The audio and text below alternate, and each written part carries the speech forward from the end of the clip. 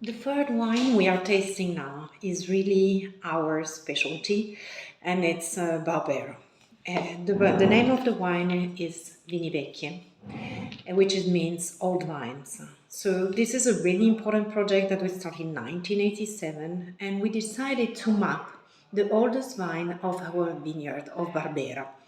The vines to get in that project has to be at least of 50 years old and older.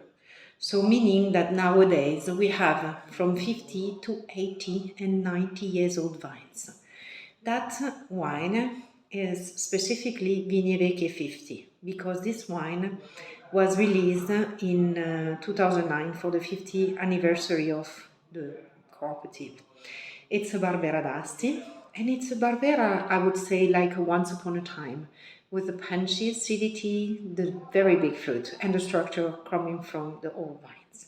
But now we are testing it. So Barbera, especially because of the skin, is full of anthocyane, and which gives the color in the wines usually.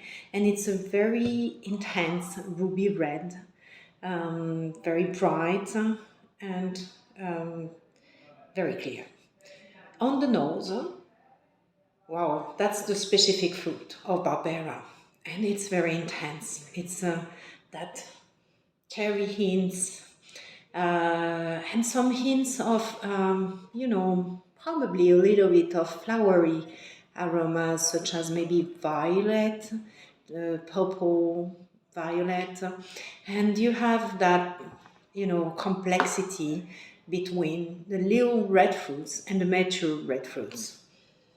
And it's a very, very expressive nose. On the palate, now you will taste.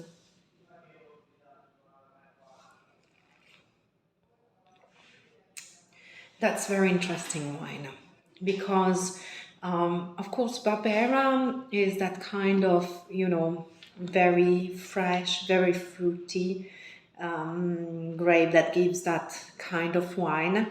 But on the palate it's dry and it's very savory.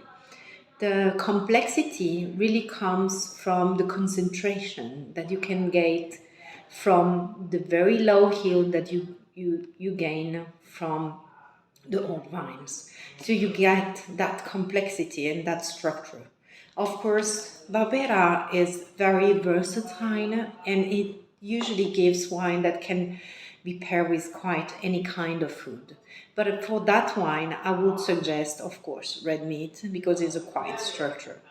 And even some cheese, mature cheese, and some, dishes with tomato sauce. I would say maybe some red meat cooked with wine or something like that.